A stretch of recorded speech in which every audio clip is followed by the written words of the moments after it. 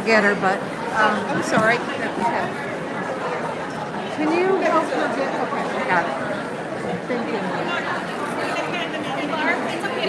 I guess. Yeah. Yeah, you guys are going to sit right here. Thank you. Honored guest. Yes. Barbara, Amber, how are you doing? you look great. I'm getting That's this one. Yeah, that one. Yeah. Okay.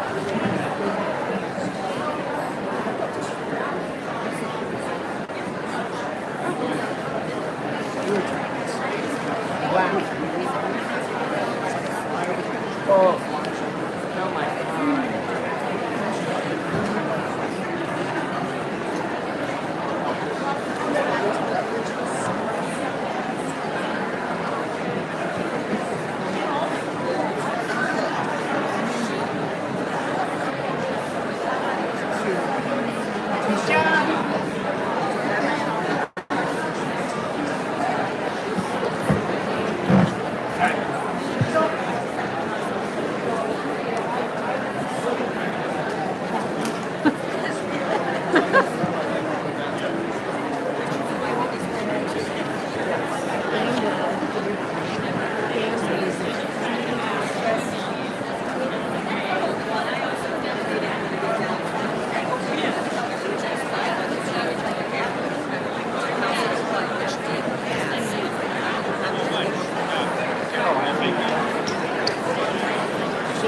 So many envelopes.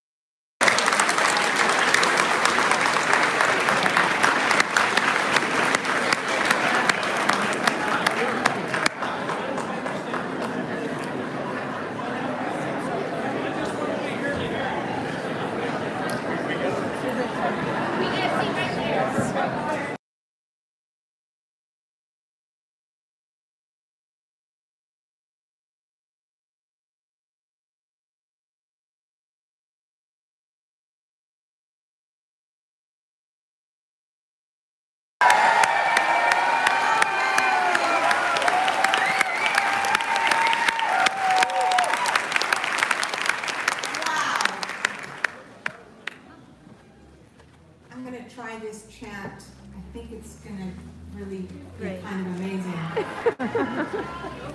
Tell me what democracy looks like. That's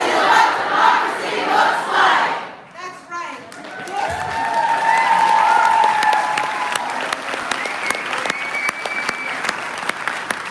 This here is We the People. I want to welcome everybody. Thank you so much for coming. Thank you everybody who's standing. We appreciate you. Thank you everyone who's been trying to find places to park. I want to thank all the voters and constituents here. I also want to thank the elected officials who are here and the former elected officials.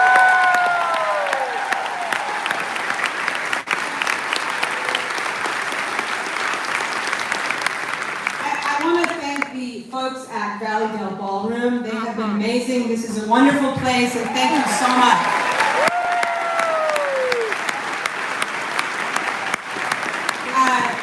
Just a couple more thank yous. I want to thank Indivisible National, which really helped us a lot with this event, and a couple of individuals, Rick Neal and some others who helped us. Everyone who's chipped in 1 hour or 100 hours or 1,000 hours, everyone who's chipped in $5 or $500, you guys are all part of this. We really appreciate it. It's an amazing communal effort. You see all the folks in our orange shirts. Everyone has been working hard, and thank you so much. Yeah.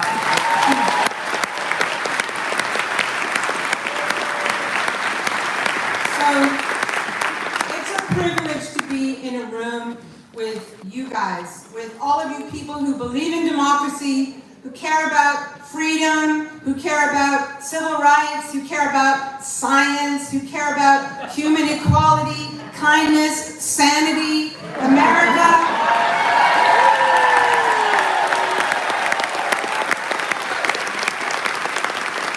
We're here because we recognize this is an unprecedented moment in the history of this country.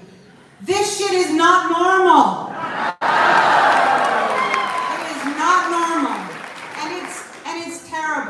We're here because we care, we love our country, and we understand that democracy is not a spectator sport, and we're here to take action. And I just want to introduce you just for 2 seconds to Indivisible Central Ohio. We're all about action. How do you engage with us? You subscribe to our newsletter, you check out our website, you go to our link tree. You've got all those links on your handout. You should be able to get them. If the Wi-Fi is slow, you can do it when you're home. Take an action. Before you leave today, I'm absolutely sure you will have signed up to come to a rally or to hold a banner over a highway. We know you're going to be there with us. We need you. It's important. It makes a difference. If 2 people are standing on a highway trying to make a change, it's not the same as 50 people every day. You guys are the 50 people.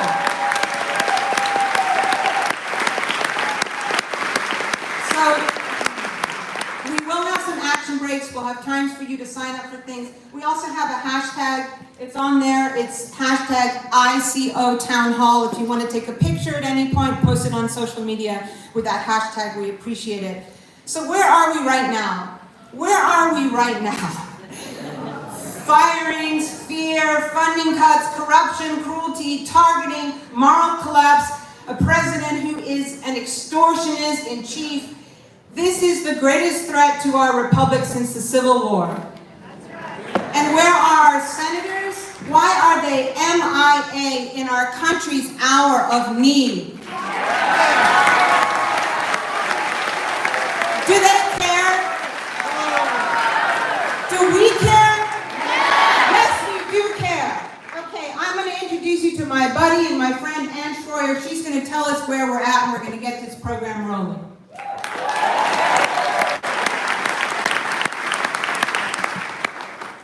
Most of you know this, but here's what we have facing us. Violent insurrectionists pardoned. Thousands of government employees illegally fired by algorithm implemented by an unelected son of apartheid who has not been approved by the Senate and has security clearance. Thousands of other government employees, like our own local Columbus area Defense Department employees, waiting to hear what will happen to their jobs. A vaccine denier in charge of a massive measles outbreak, a wrestling exec in charge of destroying public education. That one might make sense. The dogging department run amok in our personal data and government contracts, going to a man who has government contracts and wastes our money exploding rockets. Decorated officers in the military who are black, brown, queer, and women are being fired for no cause, while a talk show host runs the Department of Defense. Histories of the Holocaust, Black history, women's history, and LGBTQ history erased from federal websites. I won't take the booze personally. The USAID program destroyed, farmers left with no place to sell grain, federal contracts and grants frozen, leaving Ohio companies and universities without needed millions for research, programming, and investment. We have threats to Medicaid, SNAP benefits, and now Social Security. The president is importing alleged rapists from Romania, wants domestic abusers to get their guns back, wants to put a resort in Gaza, while removing millions of humans who call it home. Across the country, midwives are being arrested, legal residents are being disappeared. Budget resolutions that will destroy our parklands and ways of life pass with nary a whimper. Our federal dollars for public education are being cut in a state that funds private schools instead of public schools. And no on SB1. Those hurting are being mocked. Chainsaws are being raised overhead in displays of hubris and hate. Bodies of water renamed at no one's request. And rights trampled at every turn. What should we do? Who should we turn to for help to reestablish the rule of law? Where are our senators and congresspeople from the legislative branch? We need them to fight. We need them to fight for us, for all Ohioans.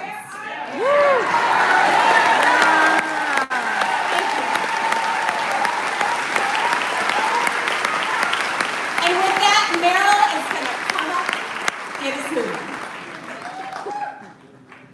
All right. So before I start, I do want to take a moment of personal privilege and just give a thanks to Mia, who spearheaded this whole effort while overseas, supposedly on vacation. So I know she'll be embarrassed by this, but cheers to you, Mia.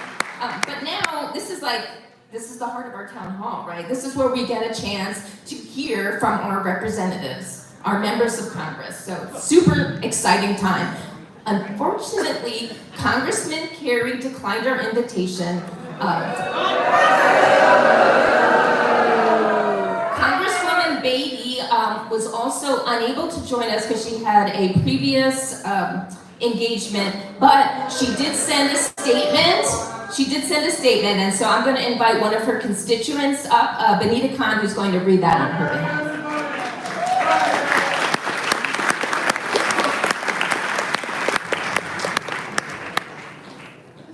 Before I start, I want to make sure you all understand that Congresswoman Beatty would have read this or presented this with much more passion and power, but I'm going to give it a try. So,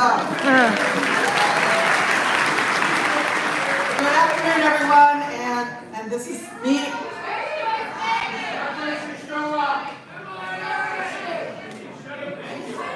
Sorry. Good afternoon, everyone. I'm sorry I could not attend the Indivisible Central Ohio Town Hall today due to a national event conflict. Otherwise, I would be there in person. Thank you, the entire Indivisible Central Ohio team, for taking the reins to create an outlet where constituents can make their voice heard.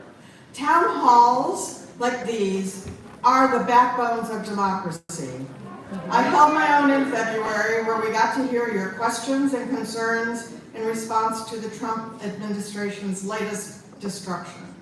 You, Ohioans, are the reason I'm able to be in Congress and advocate for Columbus and Central Ohioans, so thank you. Even though I couldn't be there today, I want to pass along a vital message. I hear you, we hear you, Democrats hear you. So many of you have called my office sent letters, emails, posted on social media, and more, pleading with us to act. We see it all, and we're hard at work to protect your hard-earned freedoms and resources. We will definitely pass this along, so let me tell you what the Congresswoman had to say, and we will pass your information along. Personally, like you, I am frustrated with even angry with the Trump-Musk administration, but please know I am actively involved in speaking out, protesting with other Democrats in DC, and strategizing behind the scenes. I'll keep it real. The first couple of months of this administration have been horrific for hardworking Americans. Sweeping attempts to purge our non-political federal workforce, destroy and dismantle diversity, inclusion, and equity programs across America, and threats to slash earned benefits and much-needed resources like Social Security and Medicaid. For those of us on Social Security, we are all very concerned about this. And all of it, that was from me, not her. And all of it representing a rapid degradation of our democracy. But I won't go down without a fight. I have spoken out and stood for employees and protesters at HUD, Consumer Finance Protection Bureau, known as CFPB, the Treasury Department, and even on the U.S. Capitol steps. As we speak, we're hard at work organizing, flooding the zone, spreading the word, and fighting back with legislation and litigation that keeps your rights, freedoms, and resources intact. We need action, not words. I agree. Let's continue town halls like this one, and she says that she will also. Let's protest peacefully and call all the Ohio delegation and tell them to do their job. So that means call everyone from the Ohio delegation, including Mike Perry, including our senators, and to stand against hatred and partisan pressures. A lot of us have been down at Moreno's office every Wednesday, and we would certainly welcome all of you to join us. Even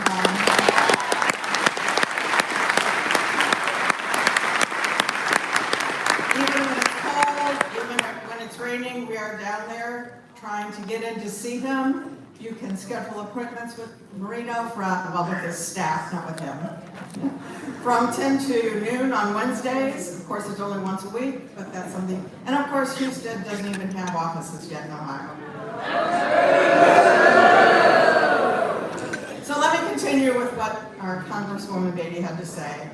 Let's protest peacefully and call all the Ohio delegation, tell them that to do their job and to stand against hatred and partisan pressures. Tell them we must stand together against the strong arming of the Trump administration. Tell them we must protect the people that elected them to serve in the first place. Thank you, and please feel free to follow me on social media. That's not me. For updates and what I'm doing to stand with you. So the fight continues. God bless you, and I'm Congresswoman Joyce Beatty, and I approve this message. Well, that was hard. Probably heard that message. Guys, there's a car that left the engine running in the parking lot. It's a maroon Jeep, and the license plate is MFG and USA. So if you have a maroon Jeep, your engine is running. And USA. All right, so I know we're a little frustrated with our members of Congress, but now we get to talk with our esteemed senators, who should be arriving shortly. Meryl, actually, they never responded to our invitations.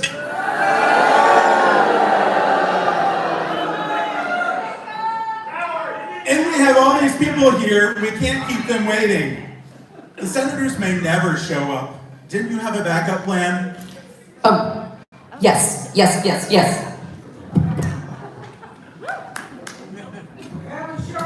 I'm doing double duty. I am tech support as well. And as we know, with technology, we can accomplish anything. So, how about we ask our questions to ChatGPT? Are you sure about that? What if it sounds smarter than the senators? Well, look on the bright side, at least we'll get answers to some of our questions, and we had so many of them submitted, I had to whittle them down to just the few that were really on the most people's minds. So I think it's worth a shot. We gotta at least give them something. So I'm gonna type the first question into to Chat GPT. So the first question was, what has the impact been on Ohioans as a result of the federal job firings, and what can we expect going forward if these firings continue? Jobs have been eliminated, impacting the state's economy and increasing unemployment. Military-related cuts could threaten Wright-Patterson Air Force Base, a key economic driver in Dayton. The IRS has also faced reductions, leading to longer wait times and disruptions in taxpayer services. If these cuts continue, Ohioans can expect further economic strain, decreased consumer spending, and increased pressure on state-funded programs. All right. That's depressing, but actually more informative than anything the senators have ever said. Yeah, it's going great, it's going great. So the next question for our senators was, what will the impact be on Ohio as a result of the elimination and reduction in federal grant funding? We might be waiting here for a while for an answer. It may never come. Oh, no worries. We'll just hit up ChatGPT again. The reduction and elimination of federal grant funding will have significant financial repercussions for Ohio, particularly for major research institutions like Ohio State University and Nationwide Children's Hospital, which rely heavily on federal grants to support medical and scientific advancements. A loss of funding could lead to job cuts, hinder groundbreaking research, and weaken Ohio's position as a leader in biomedical innovation. Additionally, reduced healthcare grants may limit access to critical services, disproportionately affecting low-income Ohioans and worsening health disparities.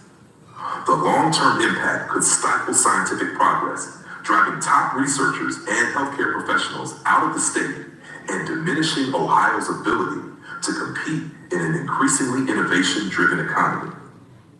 It's simple. Are these answers being sent to the senator? The senators still aren't here. Are we just going to talk to AI this whole time? Well, didn't you have another backup plan? I did. Let's hear from some constituents who wanted to share their stories and questions with the senators. Starting with Leah Hackelman-Good. Leah.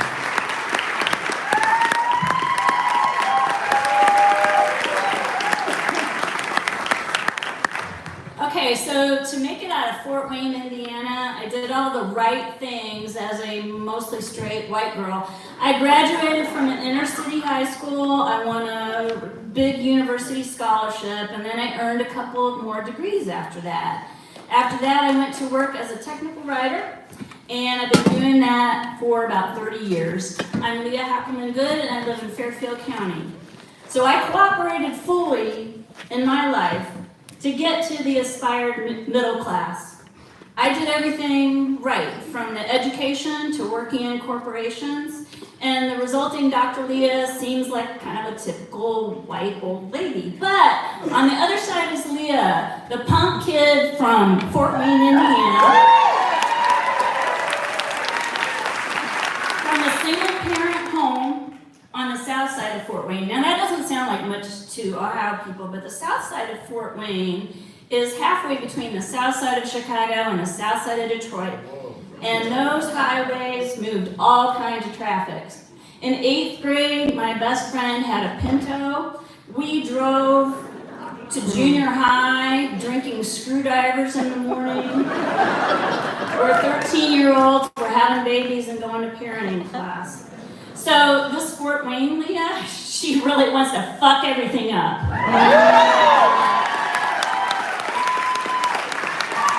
I want to be completely ungovernable. I want to be totally uncooperative, because I'm fucking mad as hell.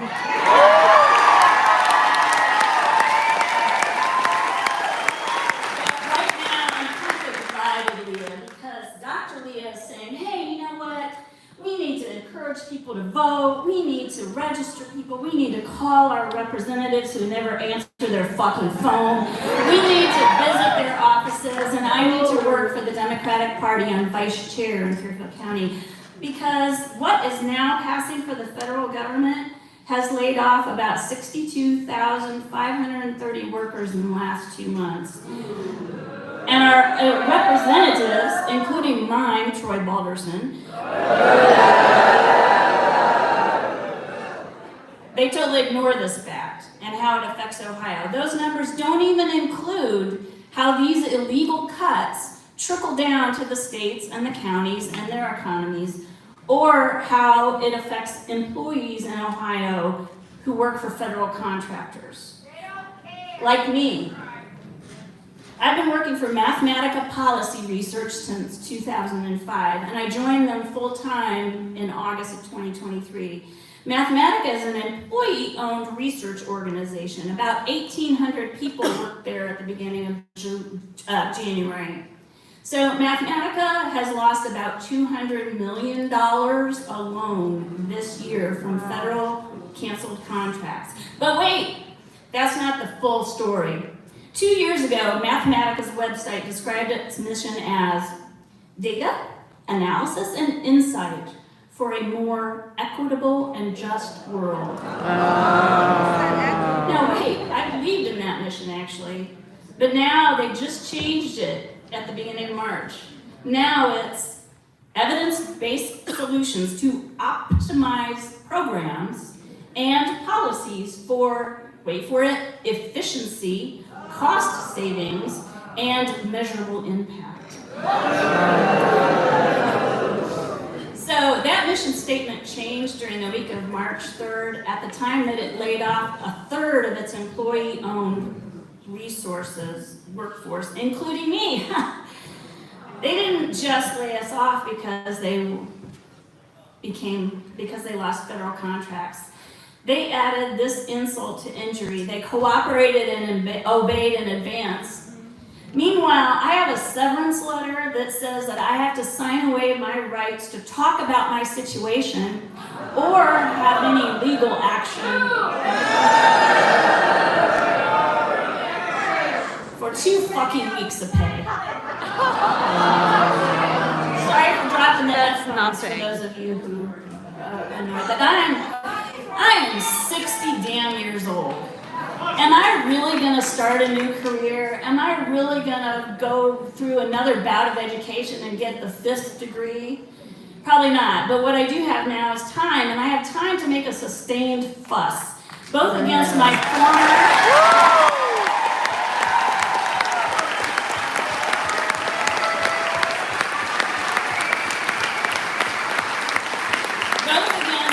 cowardly representatives, including Troy, and against my former employer.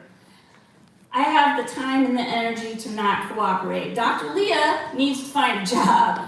Fort Wayne Leah is angry and afraid and wants to burn this shit down. So, my middle path, because I'm Buddhist curious, is non-cooperation. In big ways and in small ways, because I believe in it. Right now, I'm balancing these 2 parts.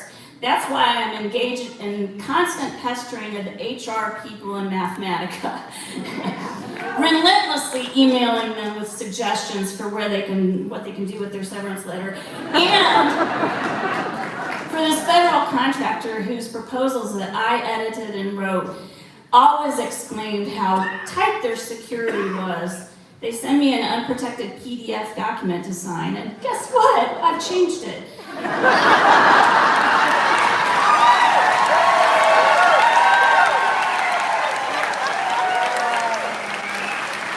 So these are little things, but they add up, every fucking one of us. What are you doing, empty chair representatives? Not even the little things.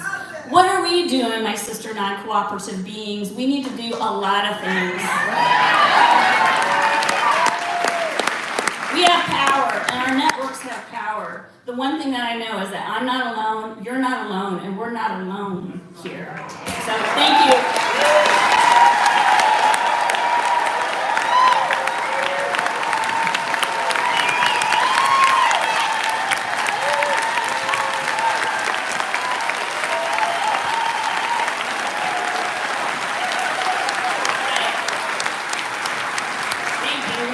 God.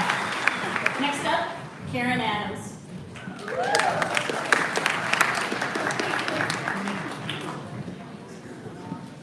Well, I want to say I'm going to keep all my clothes on. I was getting worried. I am honored to read a letter that was written by someone affected by the federal job cuts. Okay, is that better? Sorry.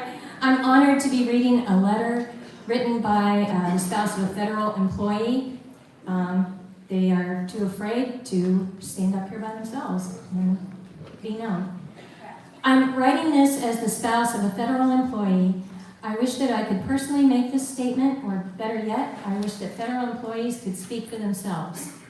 But they are operating in a hostile environment now, afraid to attract unwanted attention or give anyone reason to unjustly fire them. I wish I could proudly tell you about the work that my federal employees and their agency does, about their singular focus on the common good and their efforts to protect communities and build a safer, more hopeful future. But that work is less valued now. Grant payments are frozen and projects are held in limbo with unknown fates, needing to be scrubbed clean of banned words to have any hope of moving forward. The post-inauguration attack on the federal workforces was immediate and immense. The repeated memos issued by the Office of Personnel Management were both degrading and untrue in their references to the integrity and work ethic of its employees, many of whom are top professionals in their fields. Memos were followed by HR emails of a similar tone. Everyone received notification that diversity, equity, and inclusion activities were strictly prohibited. They had 10 days to report any employees not following this directive. And a failure to report would have adverse consequences. The Equity Task Force on which my spouse served was immediately disbanded. They nervously held one last emotional meeting to say tearful goodbyes and to wish each other luck in the upcoming months. Soon, the fork in the road emails followed. This supposed buyout offered employees full pay and benefits through September if they resigned by a quickly approaching deadline. Chaos and confusion followed as the validity and legality of the offer was questioned. The fork in the road emails came daily, usually in the evening, in what felt like a strategic move to constantly stay inside the heads of federal employees. At first, the emails were both insulting and absurd, framing the buyout as an opportunity to get better, more productive jobs in the private sector, or to have your dream vacation while on administrative leave. Over time, they became threatening. Take this offer because your job is going to be miserable and will probably fire you anyway. People were asked to make life-changing, heartbreaking decisions with little clarity and little time. Then came the indiscriminate mass firings. Thousands of probationary employees let go and then rehired in an agonizing back and forth that was played out in the courts and the headlines. My spouse woke up each morning, unsure who would be left to report to work that day, worried about the well-being of valued colleagues, and anxious about the ability to provide critical services with the rapidly shrinking workforce. Because terminated employees were almost immediately locked out of the system at the advice of union and lawyers, people at all levels hurriedly downloaded personnel files, performance evaluations, pay stubs, anything that might be useful to the unemployment or in future lawsuits. And now the reduction in force, or RIFs, RIFs, are here. Phase 1 plans are submitted and Phase 2 plans are due in April. My spouse's agency has not yet released their plan, but it is clear that thousands more will be terminated.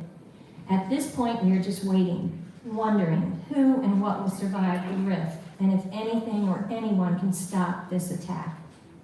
I could go on with more examples like the rollout of the "What 5 Things Did You Do Last Week" program, or the ongoing return to office fiasco. But it's all just more of the same, constant confusion and intimidation. For federal employees and their families, the last 2 months have been filled with chaos, confusion, fear, anger, and profound sadness. My spouse has found some comfort and safe haven in apps that allow secure, encrypted communication. In these group chats, federal employees are mourning, consoling, advising, sharing information, and organizing. I am grateful for the way that the workforce has come together to support each other in these unprecedented times. I'm amazed by their resilience and how, despite the chaos and intimidation, they continue to do their jobs. Their meetings now typically start with the acknowledgement of the situation and a quick check-in to see how everyone is holding up. Then they get down to business at hand, and the business at hand matters. It really matters. Our federal workforce conducts life-saving scientific research, provides health care for veterans, ensures the safety of our food, conserves our natural resources, and protects communities from wildfire and natural resources, among many other things. Please stand with them and fight to protect their services.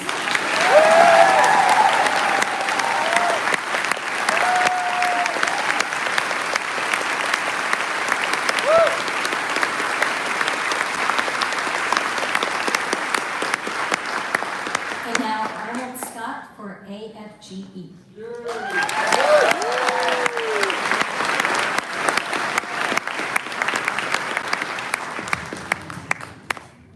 Good afternoon, everyone.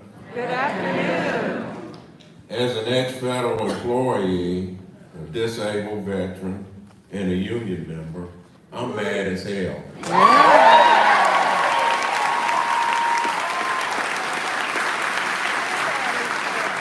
The fact that this administration, which is made up of billionaires, has did an all-out attack on federal workers is a disgrace.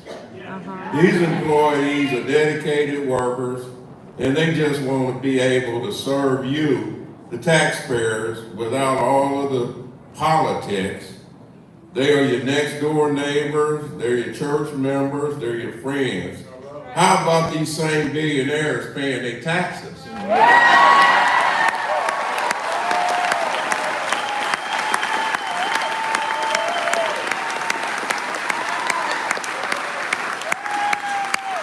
When they cut the number of employees at various agencies, actually what they're doing is they're cutting the services that the taxpayers get. When you cut the VA, you cutting the veterans. I mean, you want to stand up and you want to talk about how you support the veterans, and then you want to cut the veterans. When you cut them, that translates into this taking longer for them to receive the services that they're entitled to.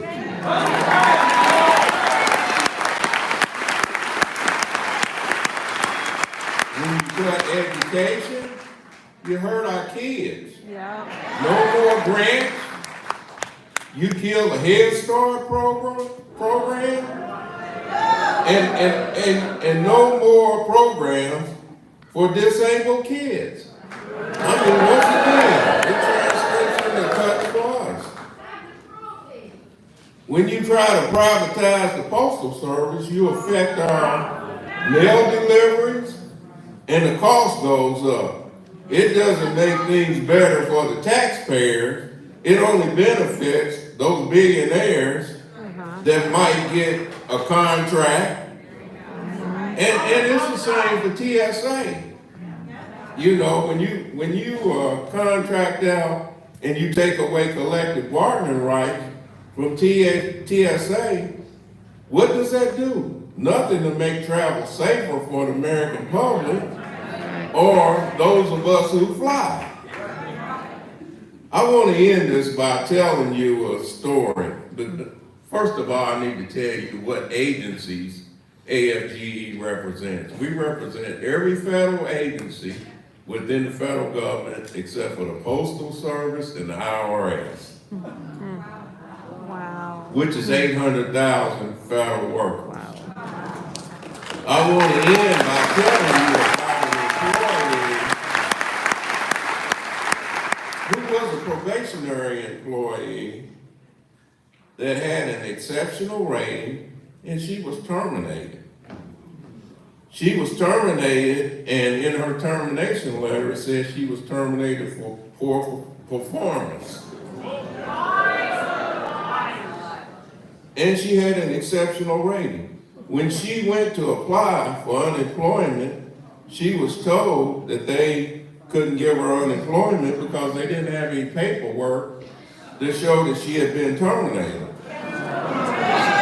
So she went back to HR and she tried to get some paperwork to show that she was terminated, and they told her they couldn't give it to her because they terminated her. So then she went to one of the senators and she asked that senator to help her. And he says, what do you want me to do?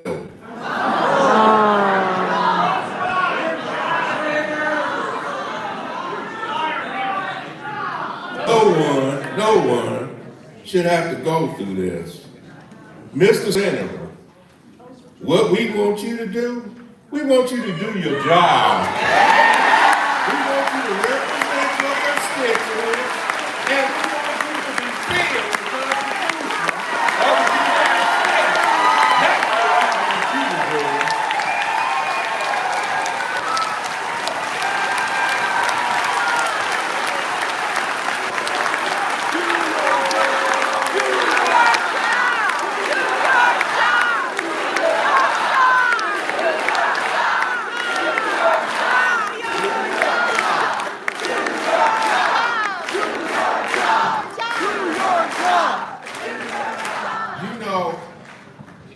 As an American, and I have to say this, I feel like there's two sets of laws in this country.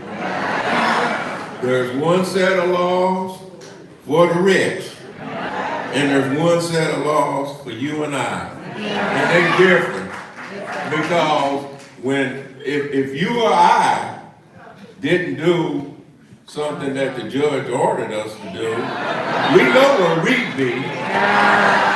Why not then? Thank you.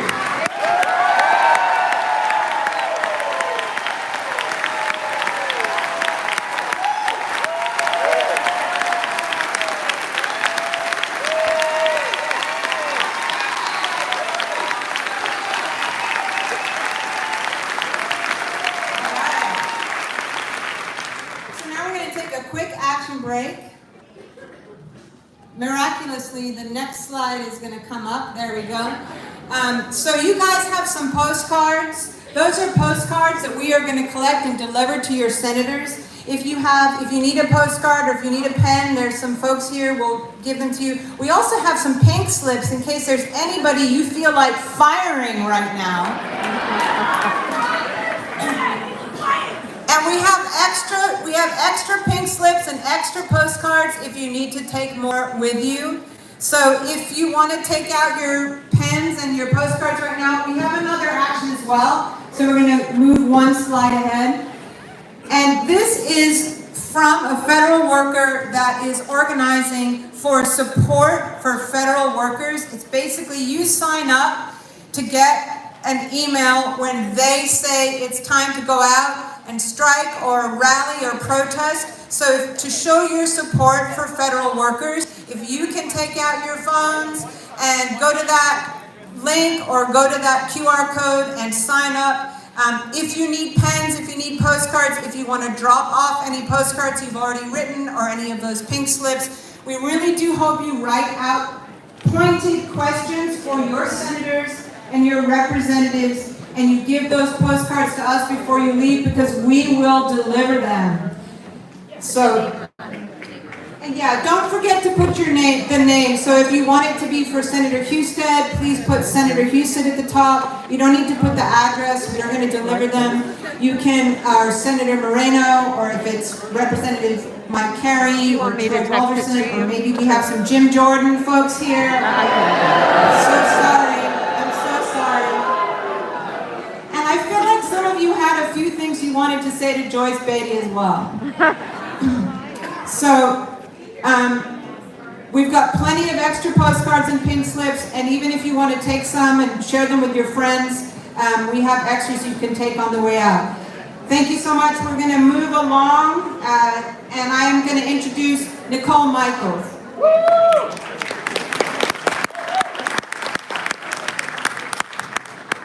afternoon. Don't let me interrupt your writing. Do your writing. You can do two things at once, I'm confident. Good afternoon, senators. Good to see you. Looking good, looking good. All right. Is this better? I'm gonna be really close. Is that better? Good afternoon. My name is Nicole Michaels. I'm a researcher and assistant professor of pediatrics and public health. My remarks today are my own, and I'm not speaking on behalf of my employer. My lab's research focuses on preventing injuries and deaths from drug overdoses, child abuse, firearm injuries, and other violent means. These are among the leading causes of death in the U.S., but the government's recent actions involving the National Institutes of Health, the NIH, have left me questioning how long we'll be able to continue our work. The NIH is the largest public funder of biomedical and behavioral health research in the world. Locally, Ohio receives more than $1 billion in NIH research funding annually. This money supports more than 13,000 jobs across the state. The federal government does not give out its research dollars freely. It takes months of teamwork to put together a high-quality funding proposal, and the review process is multi-layered and it's rigorous. For those of you who are not fortunate enough to live with a scientist, let me tell you that grant funding has a way of taking over your whole life. I have written grant research proposals while my babies were asleep on my lap. I've written grant proposals during holidays and vacations, and in the wee hours of the morning while my family was asleep. Honestly, it's exhausting. But without that money, we can't do the work that saves lives. We can't find ways to prevent injuries and violence. We can't find cures for cancer or treatments for depression, heart disease, stroke, and we can't pay staff or run our labs. The federal grant funding system is not perfect. Like anything, it has room for improvements, but it has helped make our nation the global leader in health research, and that system is under attack. Simply put, this administration is attempting to dismantle the NIH from the inside out. Research grant opportunities aren't being published. Existing calls for proposals are being rescinded, often after the applications have already been submitted. So imagine you've spent months, you've given up family time, you've given up opportunities to mentor your students because you've got to get this grant out, and they just say, we're not interested in that anymore. Study sections and advisory councils that review funding proposals have been halted, and this is keeping new science from being funded. And perhaps worst of all, every day I hear of another colleague whose research funding from the NIH has been revoked. In official letters that are full of lies and dripping with disdain, they are told that their science is wrong, that it's unimportant, that it is of no value to the American people. A new list of terminated NIH grants was published this week. It includes more than 300 arbitrarily canceled grants that this administration has canceled over the past month. The canceled grants cover topics ranging from suicidality among LGBTQ youth, to drinking water contamination, to preventing the transmission of HIV. Many of these studies are already underway. Some of them have been going on for years, and the funding is being pulled out right from underneath people. For some researchers, this means having to let their staff go suddenly and without warning, and shuttering their labs. And for research that involves human study participants, it also means stopping the interventions unexpectedly, ending cancer trials and other life-saving treatments, and eroding the public's trust and willingness to participate in future research. So I would really like someone to explain to me, perhaps, how terminating research grants in this way increases government efficiency.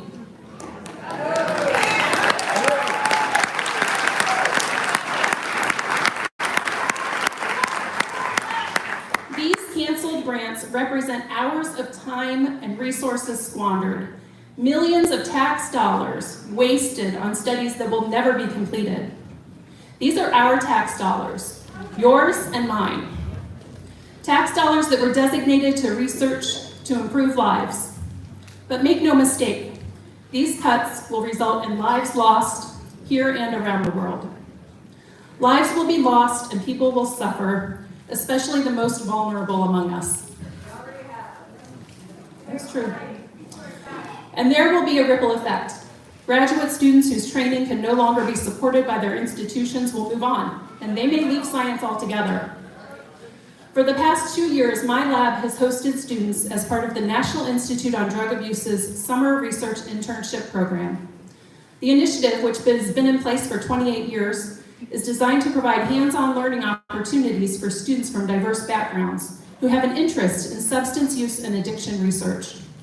In February, we were informed that that program is canceled. If this gutting of the NIH is allowed to continue, we will lose a generation of scientists. And so I spend my sleepless nights wondering, will I be next? Will I receive the letter tomorrow instructing me to shut down my research? Will they cut the indirect funds that help our institution maintain lab spaces and administrative services that are essential for our work? Will they cut Medicaid dollars, causing a cascading effect that will wipe out the entire research institution? And mostly I worry, how do I protect my team? I work with the best people. They are smart, they are dedicated, they are kind. They're the kind of people that you want your own children to grow up to be like. People who work hard and do the right thing and care about others. At my institution, we've been encouraged to keep focusing on our research.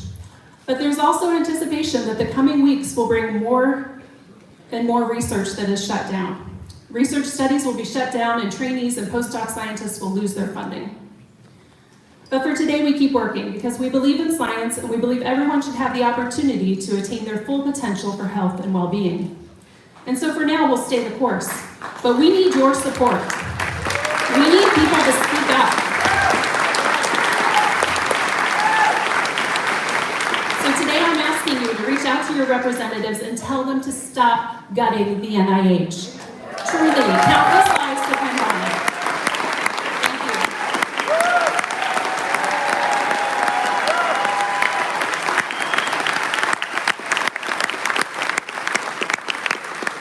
Thank you. So now I'm going to hand things over to Catherine Duffy. And I'm just going to pop in to say the bit.ly links are case specific. So if your link didn't work for you, make sure you use the capital letters or lowercase letters in any bit.ly link. Thank you.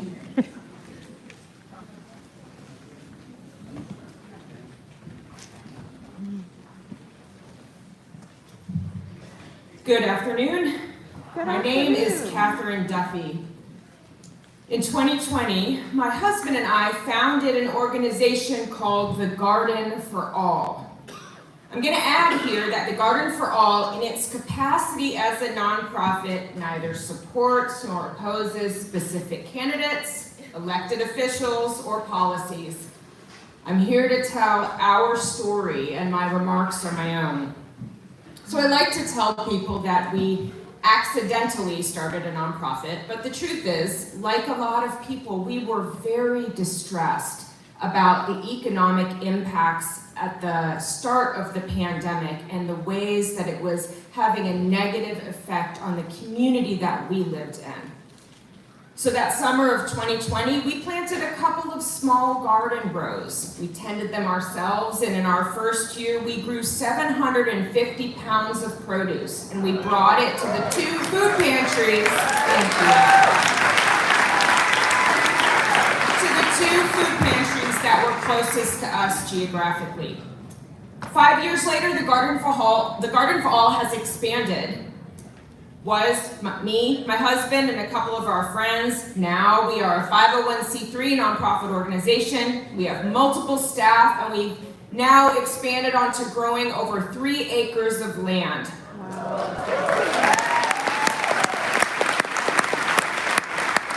In 2024, we grew tens of thousands of organic produce.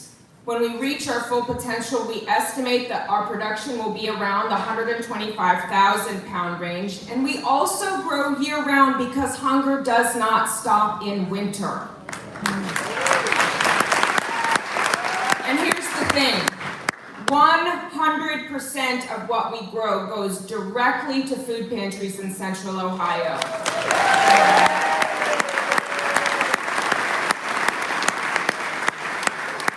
Grin, New Albany Food Pantry, Broad Street Presbyterian Church Food Pantry, Motherful, and on and on and on. 3 counties we serve. So why am I telling you fine people who have taken your Saturday afternoon to be here to rally for the future of our country? So as our food production operation at the Garden for All has grown and transformed, so has our budget. And here's where we're going to get into the acronyms, but I know you all can hang with me on this. So in 2023, the USDA had a program called the Local Food Purchase Assistance Program, LFPA. And what that program did was it allocated funds to farmers across the country to get fresh, healthy, nutritious foods into places where those things are hard to come by. So think schools, food pantries, direct feeding organizations, and so on. So an organization called the Ohio Association of Food Banks, OAF, received a portion of this LFPA money, and they created a program called Ohio Community Agriculture Network, Ohio CAN. Cute, right? So this was for farmers to be reimbursed for produce that they brought to food pantries. It's pretty simple. For most farmers in Ohio, this was their excess. So if I'm a farmer and I can't sell it at market, I take what I have left and I take it to a food pantry, and then I get reimbursed through Ohio CAN for that fund. It's a win-win, right? Farmers sell their produce, food pantries get food. Now for the Garden for All, we have no excess. 100% of what we grow goes to food pantries. So we were thrilled to be accepted as a participating farm in Ohio CAN. Being reimbursed for our produce through the CAN program helped us hire more growing staff, it helped us expand our growing operations, and it helped us grow and donate more produce to the pantries. In October 2024, we received the excellent news that the USDA had awarded an additional $500 million to extend the LFPA program through 2025 and beyond, including to Ohio CAN. So the Garden for All, along with all the other participating farmers, we created our 2025 budgets based on those projections, including the CAN revenue. That means all of our staff, all of the crops we've planted, all of the equipment that we've purchased. And you probably know where this is going. On March 7th of this year, the Ohio Association of Food Banks regrettably let us know that the USDA had backed out of its commitment for funding the local food assistance program. The Ohio CAN program will receive nothing, nor will its intended recipients, like the Garden for All, and all of the other farmers across Ohio who were planning on that money to make their operations go forward, and who are going to take their excess produce to food pantries.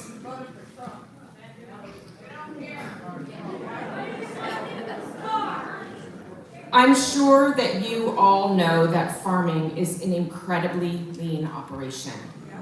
Any cut to funding, especially an unexpected one, limits our capacity to operate. Every dollar that our organization doesn't have is produce that we don't grow, and food that doesn't go to food pantries. So now, as far as the Garden for All is concerned, either we revise downward our revenue projections and our food production goals, or, more difficult, we then have to try to raise the additional money that we lost just to get back to our baseline. It's our money, not Trump's. And if you zoom out,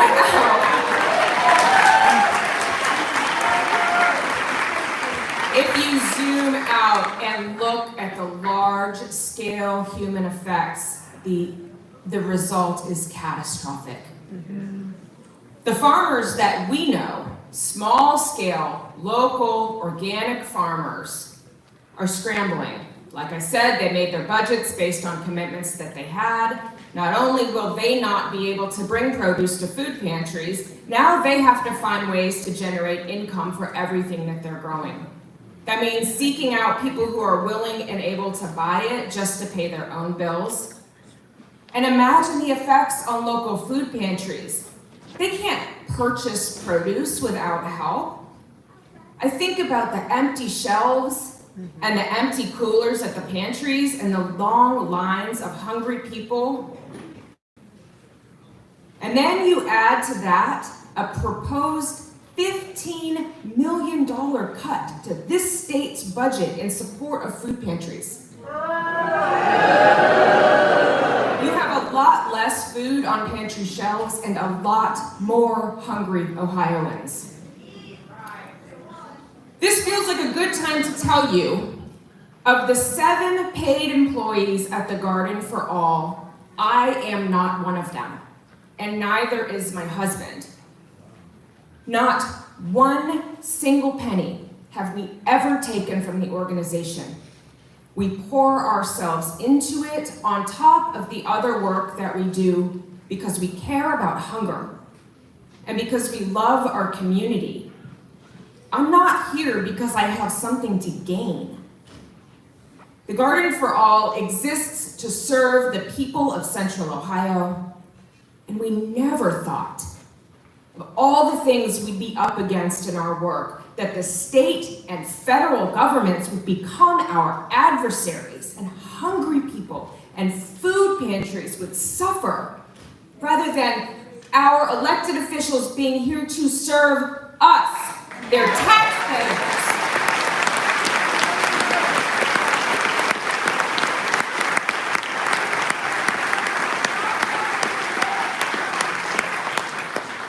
We held on to hope that our elected officials would honor their commitments to the people that they represent, and that they would remember who they are in office to serve, and that they would bear in mind that our government is of the people, by the people, and for the people.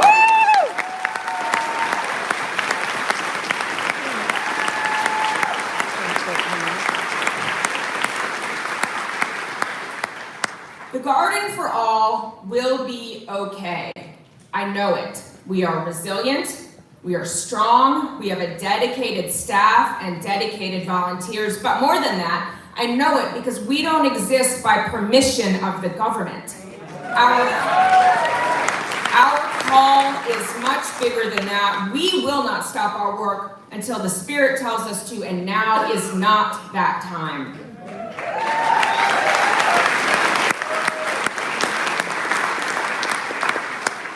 So what can you do? So selfishly, I would ask you to visit our website, thegardenforall.org. Like and share our social media pages. For small nonprofits, visibility is paramount. It makes a difference. We would love to hear a message of support from anyone who would like to send it. We would also love to have you out to volunteer with us. Beyond that, you can support local farmers who are on the right side of the food system and on the right side of sustainability. You can support your local food pantries who desperately need your help.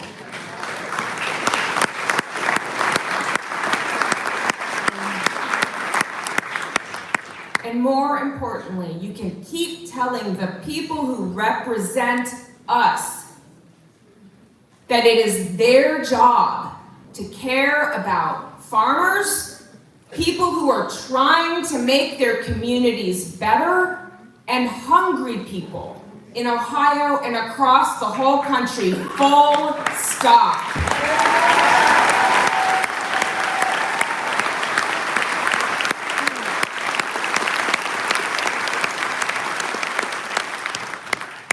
I am grateful for your time today. Thank you for being willing to hear the story of one small organization. Multiply that by thousands and you will get the scope of the problem. So thank you. I am inspired by your ongoing commitment to democracy and to being a force for good in our country. Thank you.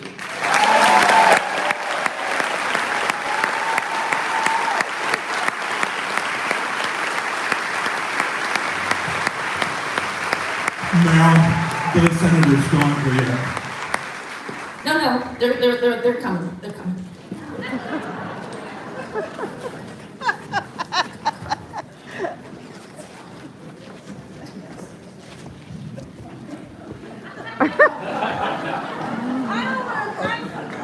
There they are. Meryl, those are not our senators.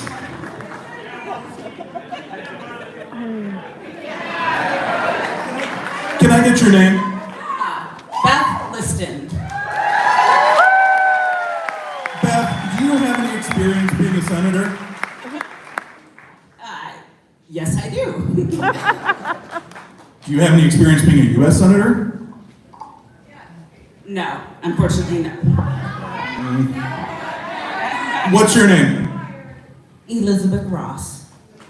Elizabeth, do you have any experience being a U.S. senator? No, I have not. They both have about as much experience as our current senators do. So you're perfect.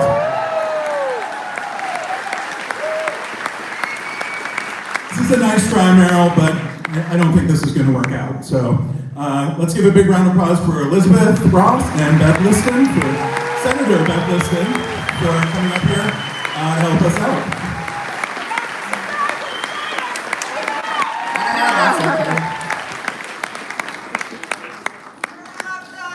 It's all good. It's all good. No worries. Our next question is really fairly straightforward. Okay. It's Trump just signed, as we know, an executive order to eliminate the Department of Education. So folks out here want to know, if that's implemented, what will that mean for Ohio? Let's see if ChatGPT can avoid answering this one as well. The closure of the Department of Education could severely disrupt critical programs like Pell Grants, Title I funding for low-income students, and special education services for children with disabilities in Ohio. Without a central federal agency overseeing these programs, there may be delays and confusion in distributing funds, affecting access to education for vulnerable students.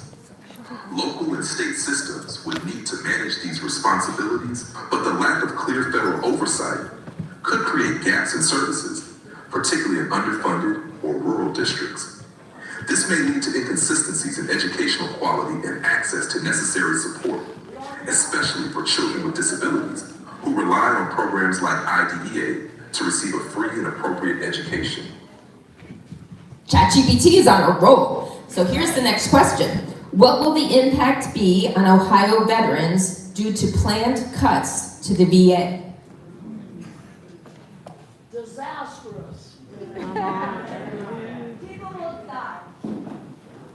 Planned cuts to the VA could have a major impact on Ohio's veterans, who number over 720,000, with nearly 400,000 depending on VA healthcare.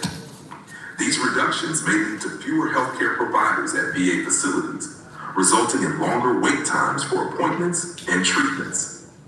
Mental health services, which are already stretched thin, could face further reductions in staffing and resources, making it harder for veterans to get the care they need for PTSD and other service-related issues. Essential programs for homeless veterans and job training might lose funding, complicating veterans' transition to civilian life. Rural veterans, who rely on VA-funded transportation and telehealth services, may find their access to care severely limited. That sounds dire, but very accurate. How many veterans do we I know, right? We should let ChatGPT run for office. It has more credibility than our current senators. I'm sure that they're just held up in traffic. How many veterans? But while we're waiting, let's hear more from constituents who wanted to share their stories with the senators.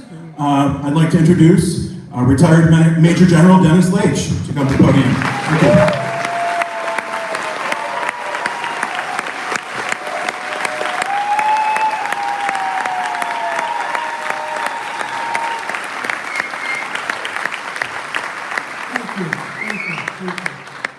Any Vietnam vets in the audience?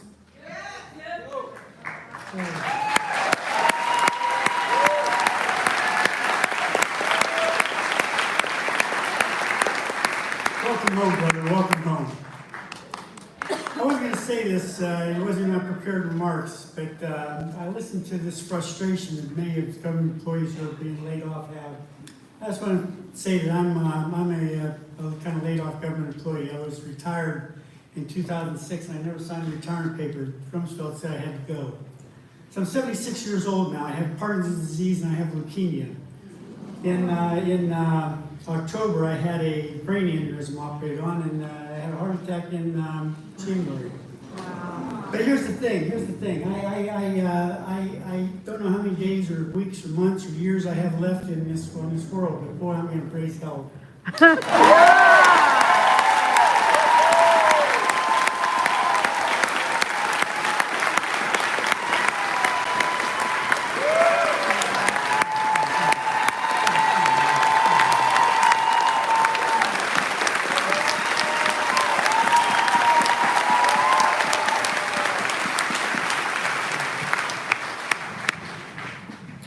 I solemnly swear to support and defend the Constitution of the United States against all enemies, foreign and domestic. An oath sworn by all government officials. Unfortunately, many, or most, are ignoring it.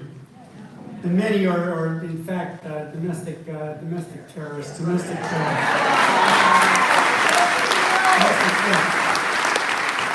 I took this oath more than 50 years ago, and I honor it today. Every service member swears and honors it. We're sleepwalking toward fascism and surrendering our democracy.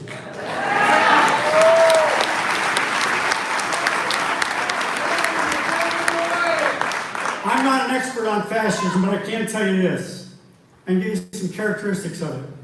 One-man rule, an authoritarian dictator, king, maybe a 5-time draft dodger who's choosing out chicken hawk. The rule of law is destroyed. Free speech is not permitted. No free and fair elections. A concentration of wealth. Sound familiar? I do know a bit about the military and about our veterans. Secretary of Defense Pete Hegseth made a number of pronouncements. Made changes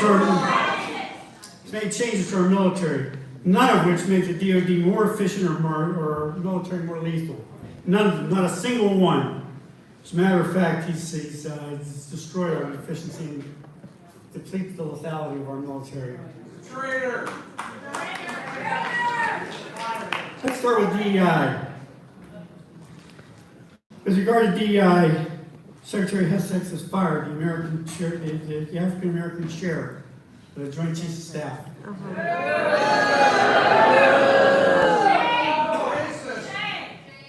Fired 2 female 4-star admirals. It gets better. He took down the Tuskegee Airmen, an African American Medal of Honor winner, and Jackie Robinson being removed from DoD webpage. He stated that women should not be in combat roles. Tell that to Senator Tammy Duckworth.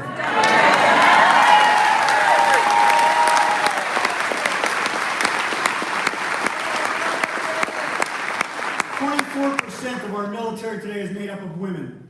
Our all-volunteer military doesn't work without women. I had the pleasure of having a number of my subordinate commanders be women, and they just did a hell of a job. Now, here's the thing, with all these actions taken, do you detect a pattern here? Why would a woman or a female or an African American citizen volunteer to serve in a Hegseth-led military? Why would he do it? Why would he or she do it? To be a second-class citizen? Finally, this is the word, this is the one that gets me. Finally, he deleted the Native American Code Talkers webpage.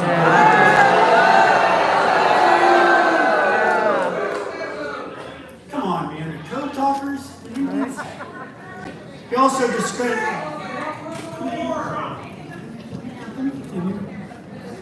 He has also discredited the UCMJ, the Uniform Code of Military Justice, which serves as the foundation of our military culture by advocating for pardons of U.S. war criminals, people convicted of war crimes in behalf of you, our country. It's also a chilling misuse of our military power proposed. Panama and Greenland, two allies. Even, I'll get to that.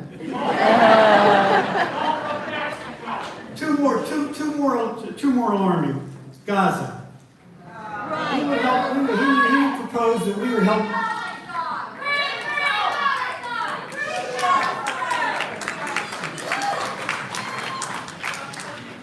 We're going to help. He would propose that we would help the Israeli military escort 2.3 million Palestinians out of their homeland who don't want to leave and who want to put them someplace where they're not welcome.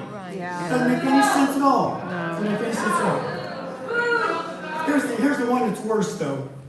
We could very well have American citizens, young soldiers, sailors, airmen, Marines, be deployed to deport their fellow workers, their fellow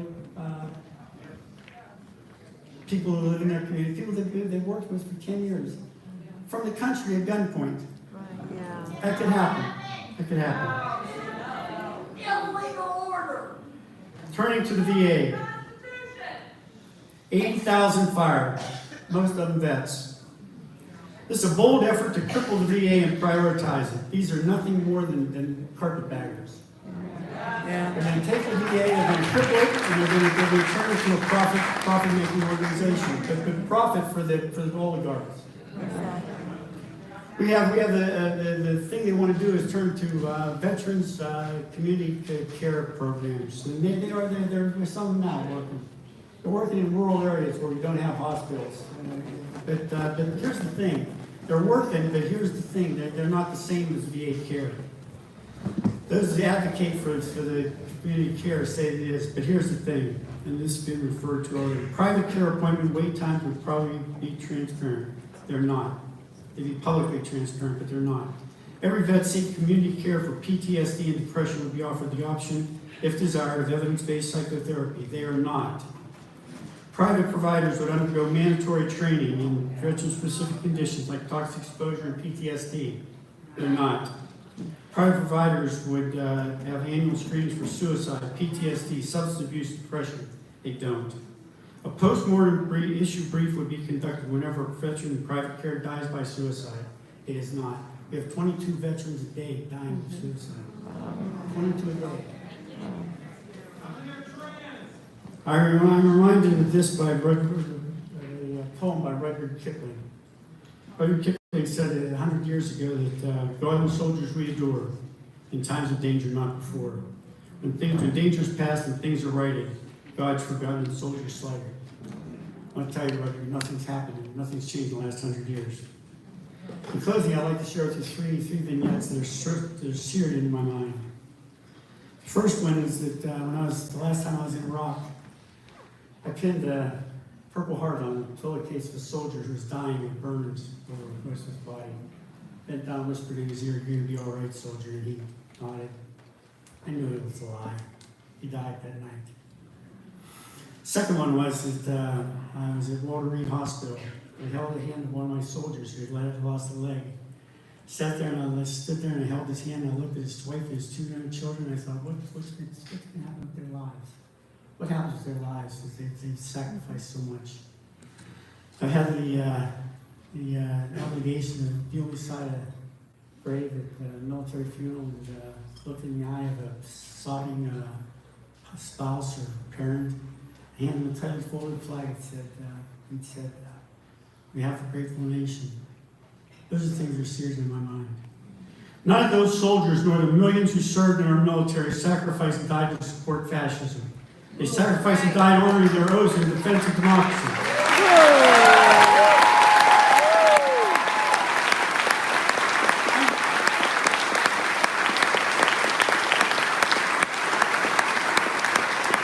proud to stand with me.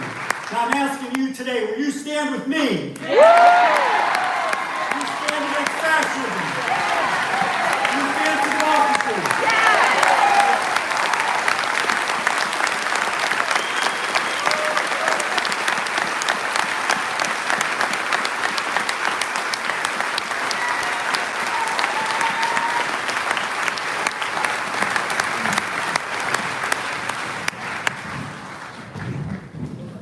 Move on, draw fire.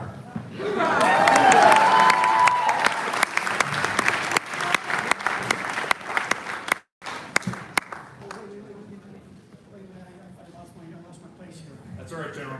I just want to introduce, Mike Carey's not here today. But I want to introduce his replacement. Yeah. In 2026, we'll all have the chance, many of us will have a chance to vote for Adam Miller for Congress in the 15th district.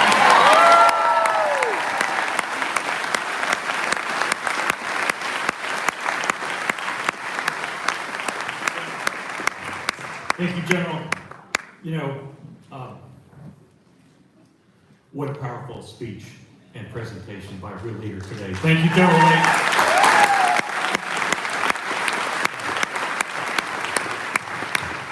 I asked the organizers and the General if I could say a few words on behalf of so many of the recent service members, Iraq and Afghanistan vets, and for so many military spouses like my wife who had less than a week to prepare to go overseas with a young child on the way. I had to cover all that with friends, family. I could show you the texts that I have from so many of my fellow brigade commanders, division commanders, leaders in the JAG Corps, who are very, very deeply concerned about the direction of our country right now. And I will say, General, I have a little bit of news. I understand that Mr. Kerry is watching right now. So I'm going to speak to my friend. Mike, thank you for watching. Yes, it was us, AFL-CIO leadership, and other constituents who were outside your office on Monday. I'm sorry we missed you.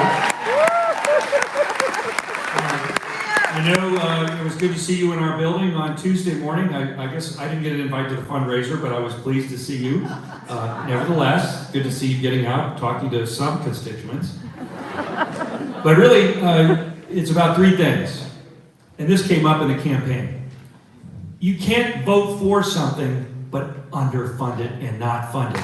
To vote for the PACT Act, Senator Sherrod Brown, in a bipartisan way, did more for all veterans in that one piece of legislation than anybody's done in years.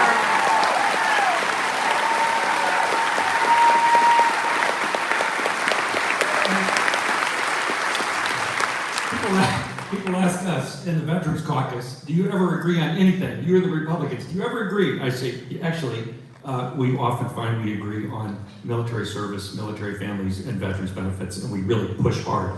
So when I saw Sherrod Brown get the PACT Act across the finish line so that all of us who've been exposed to carcinogens, toxic things, and the World War II vets whose kids got it, everybody has been covered by the PACT Act. And then when I saw the record, the House Congressional record, I have it here if you want to see it after our event, and see that Kerry on the Ways and Means Committee voted to underfund it. You just can't do that. You can't do that. And when I think that if John and my other friend were here today, I would, Bernie, I would say to hold the Senate seat that was held by Senator John Glenn, we expect more in Ohio.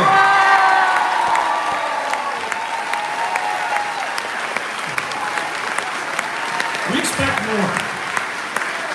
So let's do, just look, Mike, I know you always tell me, Brian, hey, I'm on the Ways and Means Committee, I'm gonna make things happen, it's quiet, you'll see it. Okay, great. Show us your heart. The National Defense Authorization Act is coming up for a vote in a couple months. Put the PACT Act funding in the bill so veterans get what they are promised. That's right. Number two, restore funding for helmets to hard hats. Ohio is one of the heavy states. We have one of the largest National Guards in the country, 45,000 strong. Our reserve, another 25,000 strong. 70,000 soldiers, sailors, airmen, Marine in uniform. We do the heavy lifting overseas. It doesn't go without Ohio's troops. We do that. And so many service members have been told, don't worry, we're gonna get you trained, we're gonna get you ready. You go over there, you get extended. We signed up for it, we understand, but we need that soft landing when we come back. We need that counseling, we need that restorative care. And to know that there was a program, bipartisan program, Senator Robert Dole supported this program. This is bipartisan so that folks can come out of their military job directly into construction, into education, into so many careers and be successful. We need that funding for the helmets, the hard hats restored.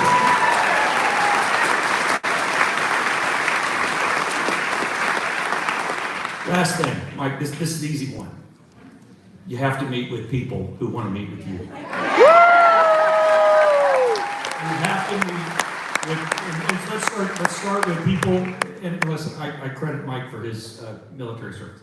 Meet with the DAV reps. Meet with the American Legion. Meet with the VFW. Meet with the Mill Vets. Talk to the people in Chillicothe. They're wondering why is that facility going to be closed? There's no other place to go in rural Ohio for VA care. You can't close VAs. Keep the VAs open.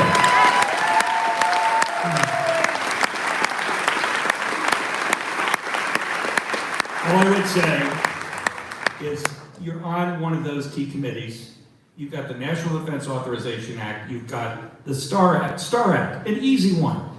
Why are we taking money out of veterans' pockets because they've also got a combat disability and earn that pay? And concurrent receipt now. Pay the veterans what they deserve.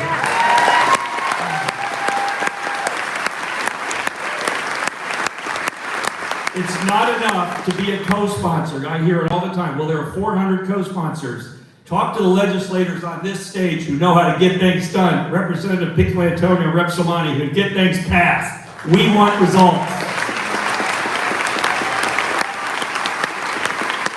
So it's really easy. It's really easy. Create ways to hear from us, your constituents, because if you can't do that, if you won't do it, you'll hear from us in 591 days. Thank you. I'd like to call Haley Culp up to read a statement. Haley?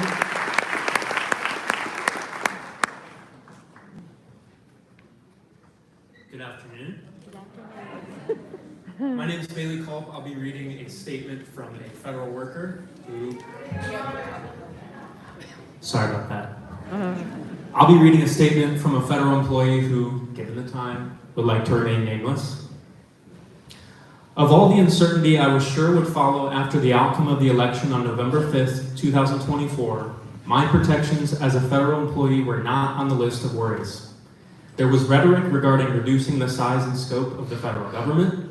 Efforts would be taken to make these policies a reality, but the speed and the veracity of what has unfolded thus far has outpaced what many of us thought was possible. There is a narrative currently attempting to portray federal employees as lazy and undeserving of the paychecks that they collect. Nothing could be further from the truth. Firstly, I would say the federal workforce may be the only group that helps fund its own salary through taxes. Federal employees work hard to help provide services that all Americans rely on and to a degree take for granted. As a government, we should always be looking to improve and innovate. We should always be striving towards making the government work better for the people it serves, and as part of that process, constantly evaluate what we do and don't need within the government. Unfortunately, the current approach to this valuable process has been without any regard for the downstream consequences. Honestly, it has just been cruel.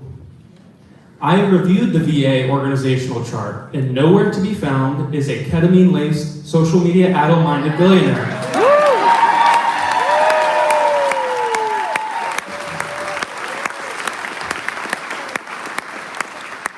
The current methods of cutting staff, administrative or direct patient care will end up negatively impacting the care of our veterans receive and deserve. The people driving these cuts will attempt to distance themselves from this. It is important that we, everyone in this room, highlight this and not allow them to skulk away from the damage that they create. This may bring me to my biggest concern moving forward. When faced with challenging times, we look towards our leaders to guide us and provide direction. We look to them to help protect us and shepherd us through uncertainty. When a bully comes to take our lunch money, our leaders are the people that put an end to it. And if they don't, it will come as no surprise to anyone that the bully will come back. Likely out of fear of reprisal, many of our organizational leaders have acquiesced. Tell them 5 things you did last week and think about it as highlighting the value you bring. We complete yearly performance evaluations to demonstrate our value. If our agency leaders are unable or unwilling to meet the leadership standards needed in this moment, they should find new work. Yeah.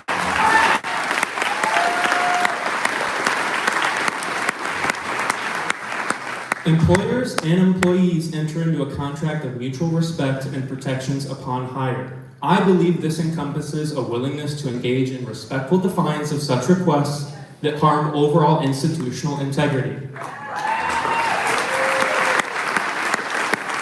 I have worked at the Chillicothe VA Medical Center for the last 3 years. In my time spent in Chillicothe, it has become evident how much the community of Southeastern Ohio cherishes and values the VA being a part of it. It provides stable, well-paying jobs to a region that desperately needs them. It is an integral part of the healthcare system. Without the VA, the regional hospitals would struggle to meet the demand, ultimately leading to worse health outcomes for our veterans. Dismantling the Chillicothe VA would instill irreparable harm into the Southeastern Ohio region. It is paramount that we, as citizens, employees, veterans, a society, recognize the danger of the time that we live in. In times of adversity, people show their truest selves. It is our turn to show that patriotism and freedom is not quantified by the number of flags that we wave, the number of guns we own, or red ball caps that we wear.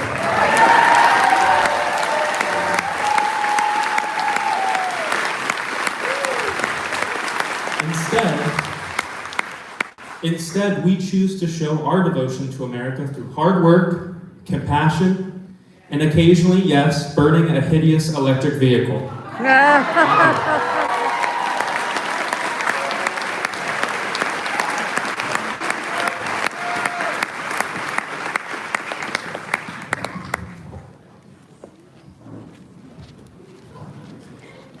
As your senator, I promise to listen to all of my constituents' concerns, and by constituents, I mean those on my donor list, of course.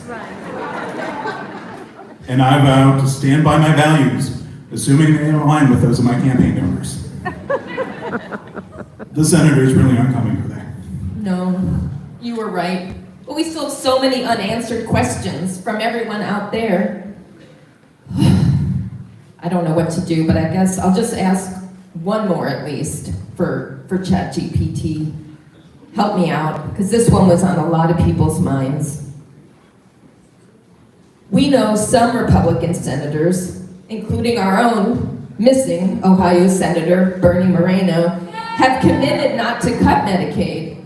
But won't the House-passed budget bill require such cuts? And if that goes forward, what will the impact be on Ohio?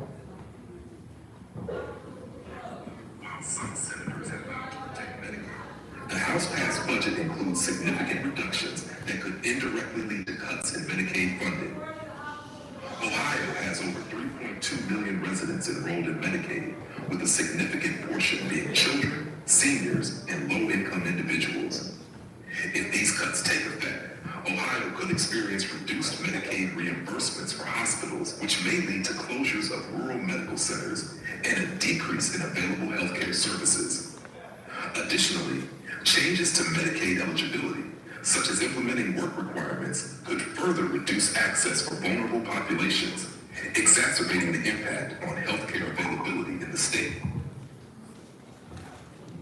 Okay, well, once again, let's hear from someone who's waiting for real answers from our senators. Norm Warnett, who is from the Ohio Alliance for Retired Americans.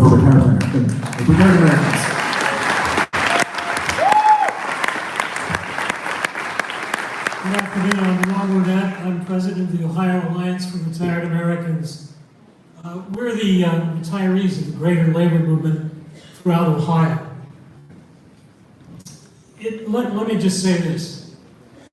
We're the old boomer geezers that former member of Congress, Alan Simpson, pointed out a number of years ago, trying to get rid of Social Security and Medicare. But we're using our earned Social Security and Medicare as income and health coverage. It's what we have to do. Let's just remember one thing. Medicare and Medicaid were created 60 years ago this July 30th because the private sector would not create coverage for us as older Americans. How many of you are on Medicare? I am. All right. How many of you have somebody in a nursing home? You know somebody in a nursing home. 62% of all the Ohioans who are in a nursing home are using Medicaid. That means they've depleted all of their assets. They live on very little income. They are only allowed to keep about $50. That's because of the way we set up. We don't have long-term care really established. There are folks and there are forces.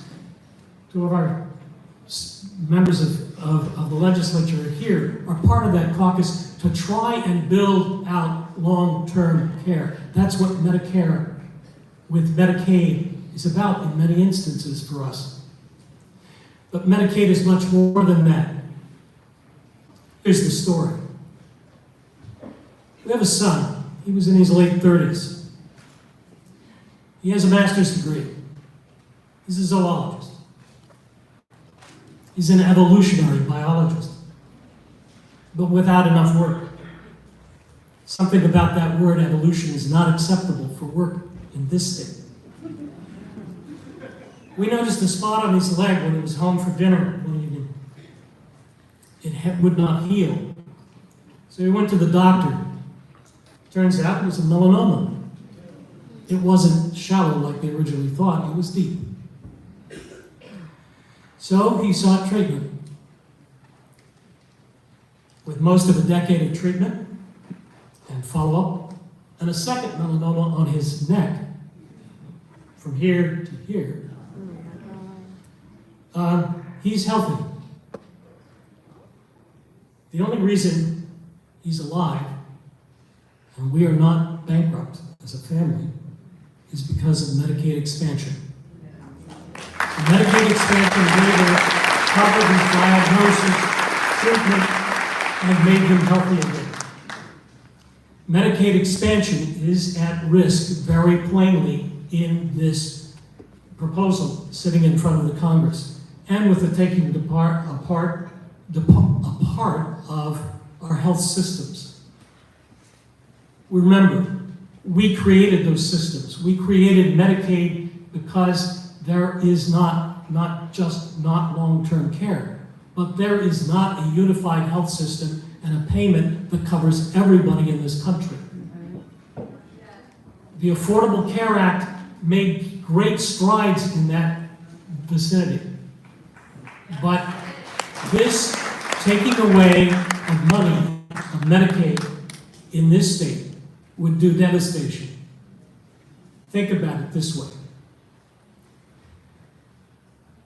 The older population that's in nursing homes is only 17% of the Medicaid population, but we use 49% of the money. Women and children and families are 53% of the population, but only 23% of the expenditures. The expansion population is like 23-24% and uses about 23-24% of the money. Think about what that means. Do you have to have an extra bed in your house for someone who's in a nursing home? I doubt it. What happens when your wife has dementia and it grows and grows and grows? What happens?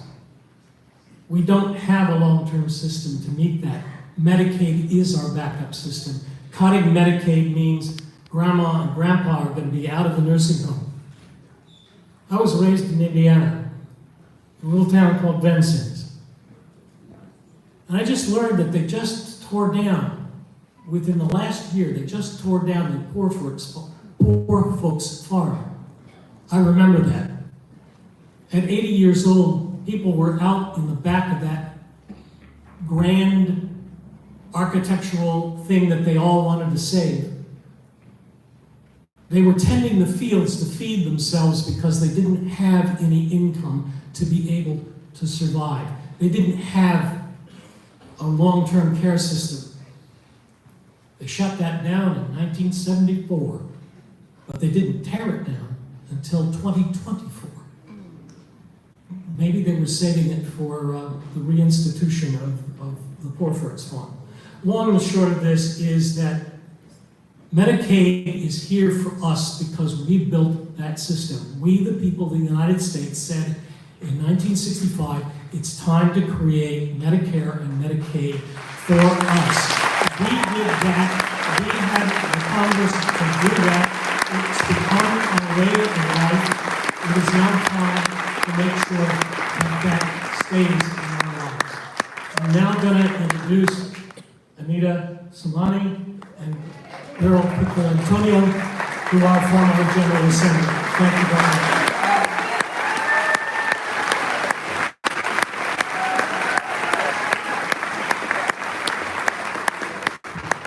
I think ChatGPT and our previous speaker just gave my talk for me. So I just want to thank first of all, thank the audience for coming here and listening to all of us speak, as well as all of the speakers before us who have really emphasized the dangers of what's happening in America. Who's going to protect our transgender children? Exactly. So, for those of you who don't know, my name is Anita Somani. I'm a practicing OBGYN and also a state representative.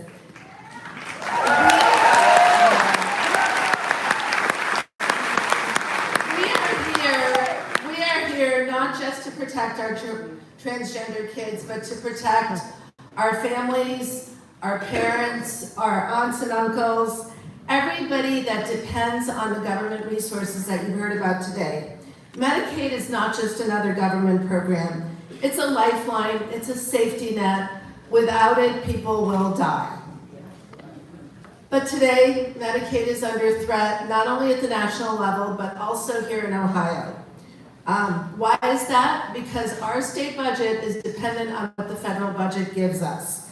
So these are not just numbers on a piece of paper. These are real lives. These are real people that will be impacted. You heard about Medicaid expansion. Medicaid expansion, if it is cut, there's a trigger bill in our budget that would cut Medicaid expansion. Not just cut it, but it says it must be cut.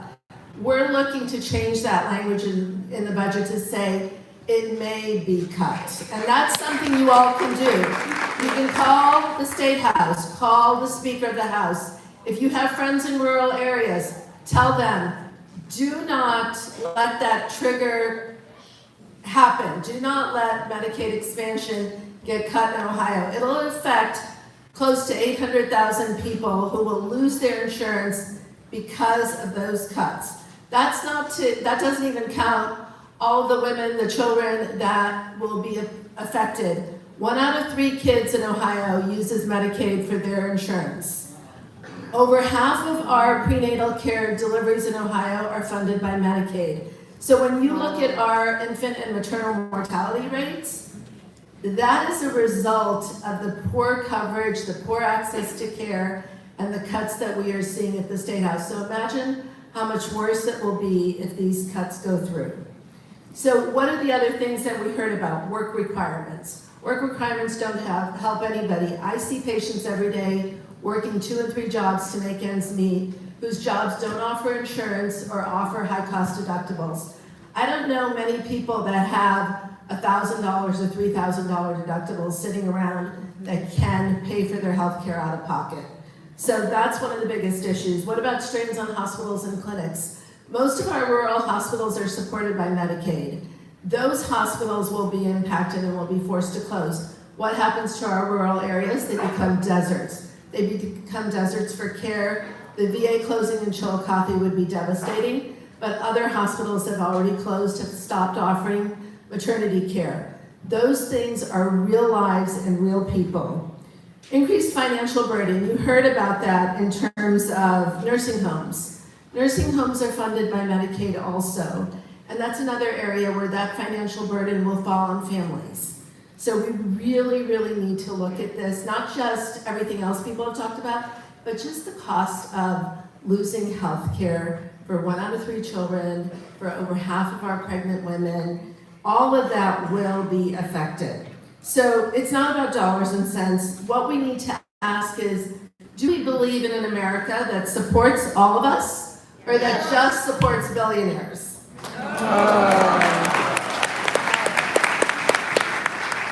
Do we believe that everyone deserves access to health care? Do we believe that we should have universal health care?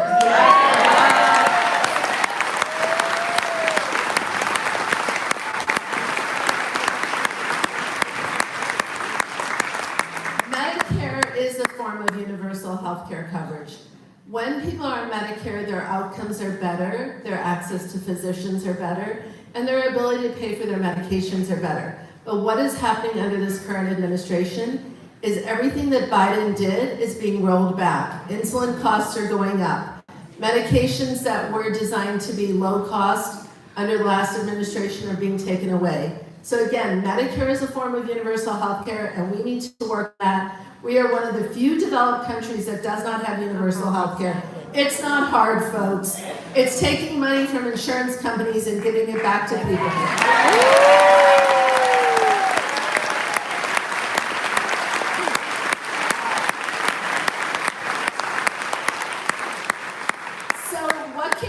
Do. You've been so patiently listening, and you've been hearing about the federal level. We've been trying to talk to our senators.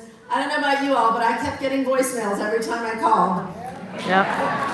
Yeah. So if you all talk to 5 people, as Sherrod Brown says, talk to 5 people about what you heard today.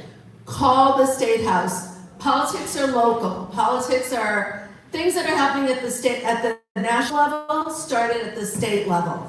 Here in Ohio, we have our own Doge caucus, for those of you who aren't aware. We are not members. And everybody here today is here because they want to make a difference. And I want to share the stage, so I'm going to turn this over to my state representative, Burl Brown Pickle Antonio, to talk about the education piece.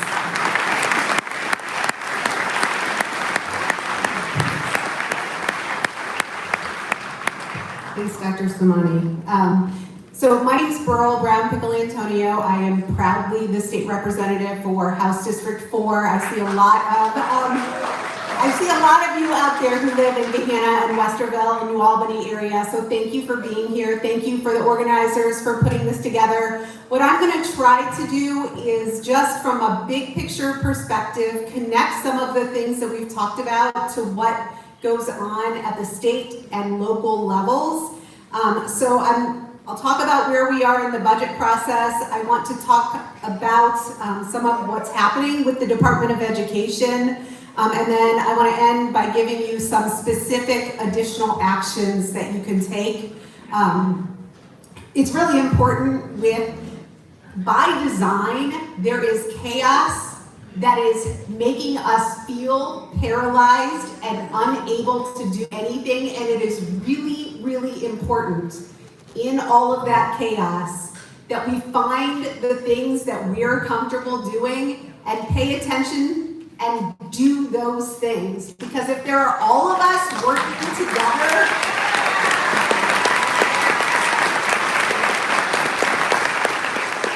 all of us us working together on the things that we feel like we can do, they will not be able to paralyze us.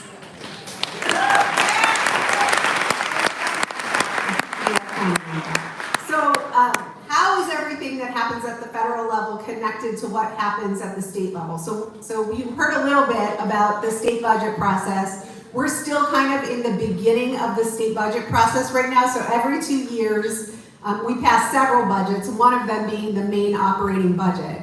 And the way that we started going through the budget process this year was with an executive order that was issued on this president's first day in office that injected chaos into our state budget process. And why that is that approximately 30% of our state budget is dependent on federal dollars. So the executive order was issued January 20th. On January 27th, the Federal Office of Management and Budget issued a memo that you may have heard about that left all of our social service agencies uncertain of federal dollars that would be flowing to them, because the memo said that all of the federal agencies had to do a comprehensive assessment of federal dollars in order to ensure alignment with the priority and policy of the administration. This memo was illegal, just to be clear, among a number of illegal and improper executive branch overreach actions that this administration has taken. There were lawsuits that were filed. Ultimately, the memo was rescinded, but it had an immediate and chaotic impact on how we were going to navigate through the state budget. We spent a week at the beginning of the budget process unsure about whether or not 30% of those dollars were going to be there. To put state spending in an executive order with the stated goal of dismantling the United States Department of Education. From my perspective, it is unconscionable. If you don't know all of the things that the United States Department of Education does, I'll tell you just a few of those things. The U.S. Department of Education is responsible for enforcing compliance with laws related to discrimination in education. They administer the funds for all students who have disabilities. They administer supplemental funding to school districts with high percentage of low-income families and for students who are English language learners. And they also oversee the federal student loan portfolio. What does that actually mean? So Columbus City Schools, for example, has 46,000 students who attend. For Title I funds, so the kind of funds that are attached to students from low-income families and English language learners, that equates to, gosh, that number is so big, it's 51,474,000 in federal funds from Title I alone. 17 of Central Ohio's primary public school districts received nearly $53.5 million in IDEA funding in 2024. And 13 of our public universities received nearly $1 billion in federal funds from the Department of Education. So the dismantling of the United States Department of Education puts all of those things at risk. Yesterday, you may have also heard, and honestly, I'm not sure if this came in a tweet or by something that was actually said, but the president announced that the management of the student loan portfolio and programs for students with disabilities will be moved to other federal agencies. So just to be clear, the federal student loan portfolio is a $1.6 portfolio. There's 43 million borrowers. And what the president said is that that will move to the Small Business Administration. On the same day, the Small Business this administration announced that they will be cutting their staff by over 40%.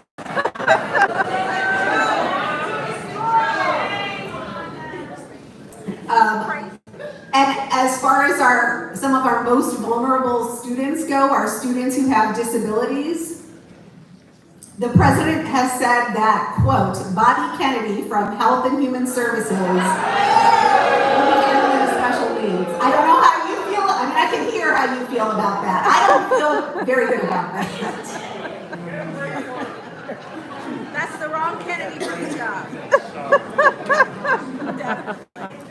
And that, like I said, that just scratches the surface of everything that has gone on related to education. I want to be respectful of your time and everybody else's time, so I do want to give you some specific action items that you can take. One of those action items, I don't know if you heard, but our governor actually was with the president for the signing of the executive order related to the U.S. Department of Education. So one of your action items is to please contact our governor and let him know what you think about that. I would also ask you, we've heard a lot from a lot of you, but please don't let up. Keep contacting your state elected representatives and state senators. Need you to demand that we continue to phase in the school funding plan. We need you to demand that we prioritize funding for students with disabilities and students from low-income families. This is sad that I'm asking you to demand this of us, but we need you to demand that we feed children so that they can learn.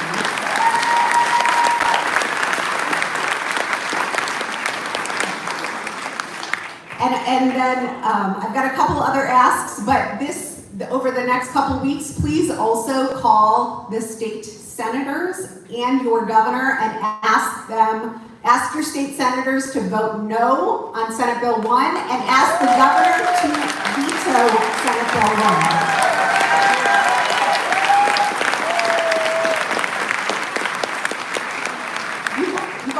About everything that you need to be doing, that we ask you to do in reaching out to the federal government, but I'm going to leave you with one more ask.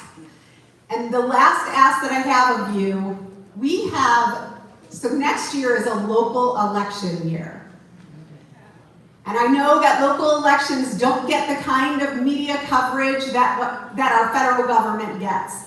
But my last ask of you is to please pay attention and help where you can with our local elections next year. We've got school board members up for election, city council members up for election, township trustees up for election. These seats, these positions are critically important in determining how what happens at the federal and the state level will impact your local community.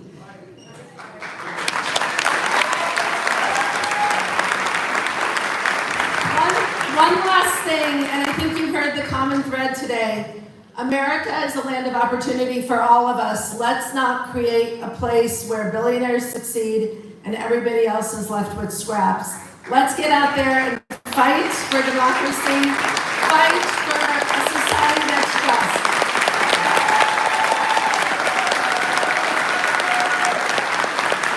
Thank you to public servants who believe in public service. That's what the job is, right? Okay, we are just about to end, folks. Don't worry, I am like the last person, and Jason, go to the next slide. You've not given us a single solution. You've told us Okay. every problem. You've not offered a single solution. Well, we are trying right now. Can you move to the next slide? Can you move to the next slide? Thank you. Sorry.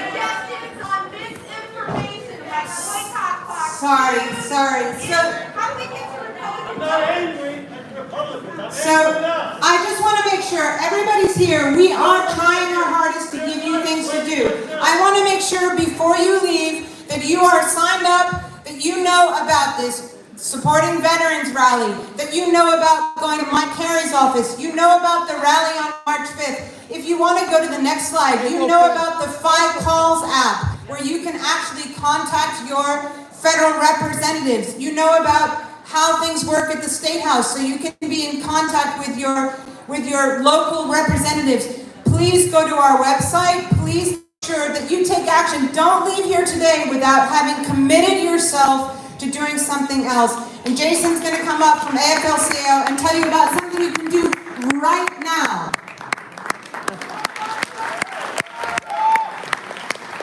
How is my fighting 99% doing? Well, we in the labor movement don't have all the answers, but one thing we know how to do is take on shitty bosses. And right now, we have a shitty scabber in Donald Trump who crossed the IATSE picket line for his canceled TV show, and we got a union-busting shitty boss at Elon Musk who has lost his fight at the National Labor Relations Board, and we know that when we stand in solidarity, when workers stand together, when we don't allow bosses to divide us on who we love, on how we look, on whatever it is about us, that we will win in the end. So what we can do is stand together and fight. And what we've been doing every Saturday from 4:30 to 5:30, making sure Elon Musk continues to lose billions and billions of dollars because we won't allow him to get away with what he's doing. So we need you today to leave here and follow us to Easton, to stand up to Elon Musk and the billionaires and tell them enough is enough. Nobody elected Elon Musk, and the 99% is bigger than the 1%.